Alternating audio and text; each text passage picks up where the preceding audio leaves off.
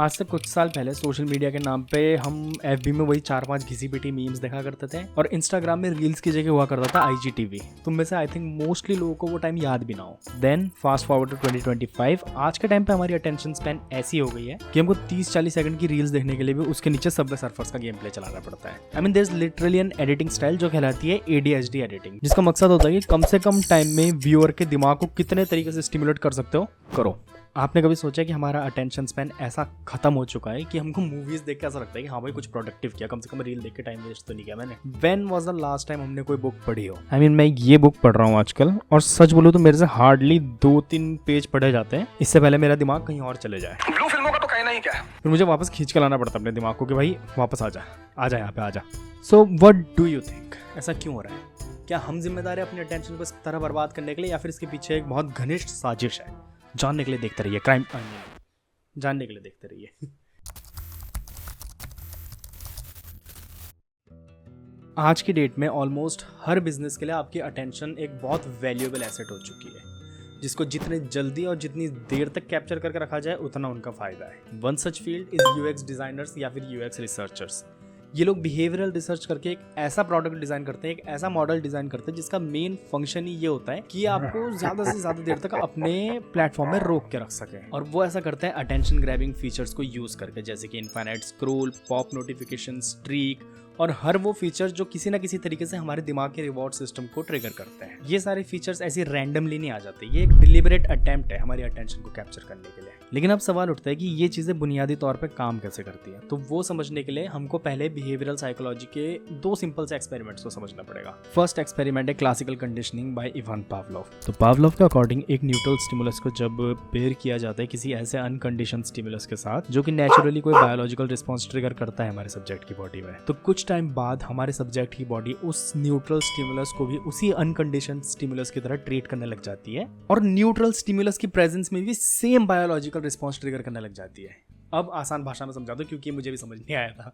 तो Pavlov dogs की digestion को स्टडी कर रहा था, तो उसने नोटिस किया कि जो उनका डॉग है वो जैसे ही पावलोव के असिस्टेंट को देखता था उसके मुंह में पानी आना शुरू हो जाता था, क्योंकि उसका असिस्टेंट बहुत डिलीशियस था, नहीं क्योंकि उसका असिस्टेंट उस डॉग को खाना दिया करता था। तो उसने अपने दिमाग में एसोसिएट कर लिया था उस असिस्टेंट को और खाने को, इसलिए उसके मुंह से पानी आना शुरू हो जाता था असिस्टेंट को देखते ही। तो ये देख के पावलोव के दिमाग में खुरापात जागती है। खुरापाती तो होते थे ये लोग, कसम से कह रहा हूँ, अगर साइंटिस्ट बनने के लिए पढ़ना ना पड़ता ना तो इनकी खुरापात देख के मेरे को ऐसा लगता है कि ये मेरा ड्रीम करियर हो सकता था। But apparently in order to become a scientist you have to study science. They ask you how you are, you just have to say that you're fine when you're not really fine, but you just can't get into it because they would never understand. खैर, तो अपनी खुरापात में आके Pavlov उस कुत्ते के मुंह में कुछ अपैरेटस जैसा कुछ भी लगा देता है जिससे कि वो उसके सलाइवा प्रोडक्शन को कैलकुलेट कर सके बेसिकली कि कितना सलाइवा प्रोड्यूस हो रहा है। और अब जब वो उस कुत्ते को खाना देता था तो वो बेल बजा देता था। एक कुत्ते को खाना दिया, बेल बजा दी, कुत्ते को खाना दिया, बेल बजा दी, जिससे होगा ये कि कुत्ता उस बेल को अपने दिमाग में ये इस चीज़ से एसोसिएट कर लेता है कि हाँ भाई घंटी बजी, अब खाना मिलने वाला है,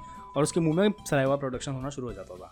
तो एक दिन पावलोव ने क्या किया कि सिर्फ बेल बजा दी और खाना नहीं दिया, और उस कुत्ते के मुंह में तब भी पानी आ गया।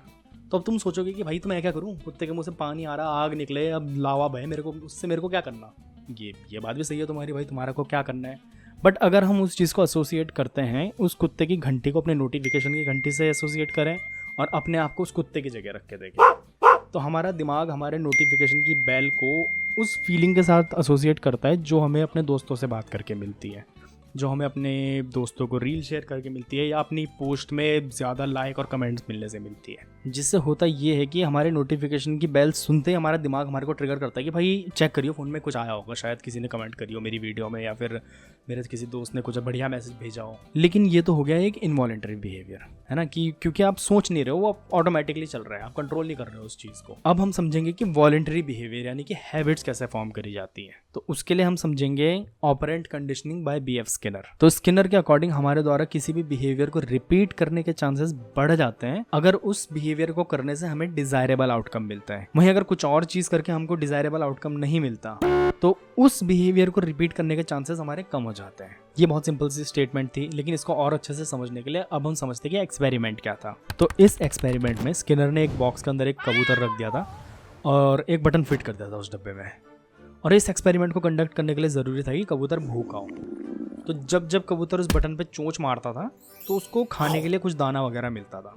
लेकिन यहाँ पर स्किनर भाई डालते हैं बहुत तगड़ा सा ट्विस्ट। वो यहाँ पे 3 सिनेरियोज बनाते हैं। पहले सिनेरियो में जितनी बार कबूतर मुंह मारता उसको हर बार दाना मिल जाता था। दूसरे सिनेरियो में हर 5वीं बार में दाना मिलता था और तीसरे सिनेरियो में रैंडमली दाने मिलते थे। तो जब फाइनली रीडिंग देखी गई तो ये आउटकम निकला कि जब रैंडमली दाने मिल रहे थे कबूतर को तब वो ज्यादा चोंच मार रहा था। इवन जब उसे दाना देना बंद भी कर दिया था उसके बाद भी वो कंटिन्यूअसली चोंच मारा जा रहा था, इस होप में कि शायद इस चोंच में मेरे को दाना मिले। काइंड ऑफ लाइक जैसे हम रील स्क्रॉल करते जाते हैं, इवन दो कोई ढंग की चीज आ नहीं रही थी हमारे सामने, बट स्टिल घंटों तक हम स्क्रॉल करते रहते हैं क्योंकि कभी कभी रैंडमली कोई बहुत बढ़िया सी रील आ जाती है और वही फीलिंग वापस पाने के लिए हम फिर से स्क्रॉल करते रहते हैं। तो अब सवाल उठता है कि ये टेक्निक्स इतनी कारगर कैसे होती है हमारे दिमाग को हुक करने में।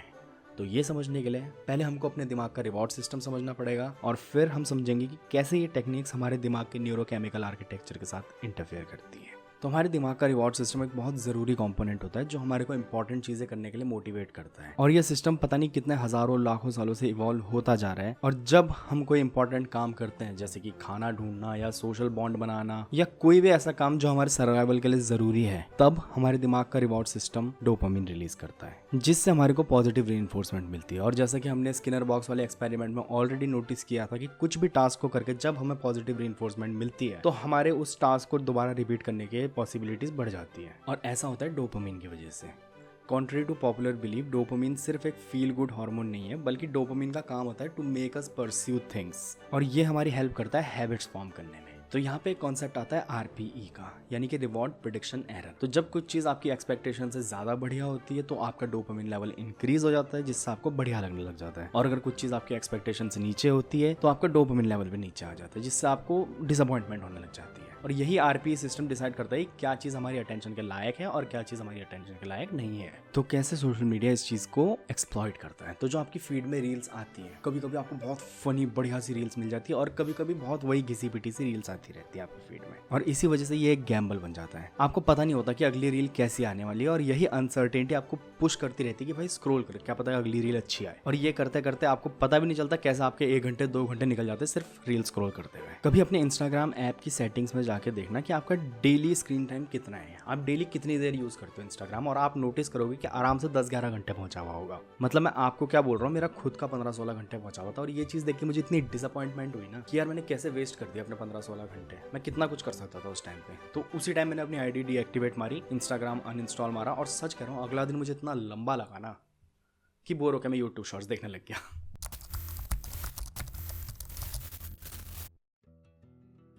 ह्यूमन साइकोलॉजी को इतनी गहराई से समझ के उसे इतने कनिंगली मैनिपुलेट कर पाना was never just an accident, it was a pre planned business strategy. ये एक ऐसा बिजनेस मॉडल है जहाँ की करेंसी है हमारी attention, and everybody wants a piece of it. Corporations particularly वो जिनका मेन रेवेन्यू स्ट्रीम है एडवर्टीजमेंट से आता है, अगर वो जल्दी से जल्दी आपकी अटेंशन कैप्चर नहीं कर पाए ज़्यादा से ज़्यादा लंबे टाइम के लिए, तो वो ज़्यादा टाइम मार्केट में टिकने वाले नहीं है। और वो ऐसा करते हैं आपको ये आइडिया फीड करके that you don't have enough and you need more. तो अब अगर आप इस चीज़ का शिकार होते हो तो can you really blame them, क्योंकि वो अपना काम कर रहे हैं और वो अपना काम बहुत अच्छे से कर रहे हैं, and it's our responsibility, it's our job कि हम ये समझे क्या हमारे लिए इंपॉर्टेंट है और क्या हमको फील करवाया जा रहा है कि ये हमारे लिए इंपॉर्टेंट है। And don't get me wrong, just because मैं स्क्रीन के इस साइड हूँ डजंट मीन कि मैं आपको लेक्चर दे रहा हूँ या मैं आपसे ज़्यादा जानता हूँ। बट आई थिंक इस बात से तो हम दोनों ही अग्री करेंगे कि कोई हमको फोर्स नहीं कर रहा है रील देखने के लिए, कोई हमारे को फोर्स नहीं कर रहा है इन ट्रेंड्स के पीछे भागने के लिए, ये हम खुद कर रहे हैं।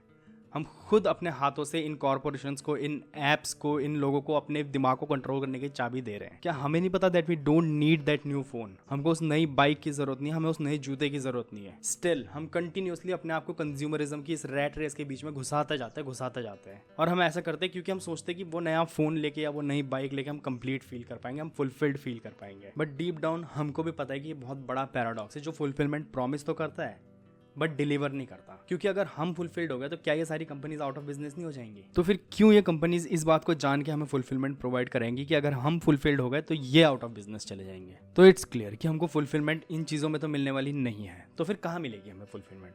आई डोंट नो, बट मुझे इतना पता है कि हमने डिस्ट्रैक्शंस को अपना लाइफस्टाइल बना के रखा हुआ है। हमने हर जागते लम्हे के साथ अपने दिमाग को किसी ना किसी तरीके से स्टिमुलेट करने के बहाने बना के रखे हुए हैं। That's why a moment of stillness feels like something is missing. और सच बोलो तो ये गलती सोशल मीडिया की भी नहीं है, ये हमारी खुद की हरकतों की वजह से हमारी अटेंशन बर्बाद हो चुकी है। And the solution is not to completely get off the internet, बल्कि सॉल्यूशन ये है that we have to start noticing things. हमको नोटिस करना पड़ेगा कि हमारी इच्छाएं हमें कंट्रोल कर रही हैं। हमको नोटिस करना पड़ेगा कि मैं इसलिए रील स्क्रॉल कर रहा हूँ ताकि मैं डिस्ट्रैक्ट कर सकूँ अपने दिमाग को। मैं डिस्ट्रैक्ट कर सकूँ अपने दिमाग को ये सोचने से कि ज़िंदगी हर पल खत्म होती जा रही है और मैं उसकी रफ्तार की बराबरी नहीं कर पा रहा हूँ। और इसलिए हर वक्त अपनी ज़िंदगी को बर्बाद होते हुए देखने से अच्छा है कि मैं अपने आप को इस कदर डिस्ट्रैक्ट कर दूँ कि मेरे पास रियल चीज़ों के बारे में सोचने के लिए ना तो टाइम बचे ना ही ब्रेन पावर। लेकिन ऑस्ट्रिच की तरह रेत में सर घुसा लेने से प्रॉब्लम सॉल्व नहीं होती। जिंदगी ने खत्म होना है और वो होके रहेगी, and that's what makes it beautiful, and that's why I am begging you to take control of it and do something with it, anything.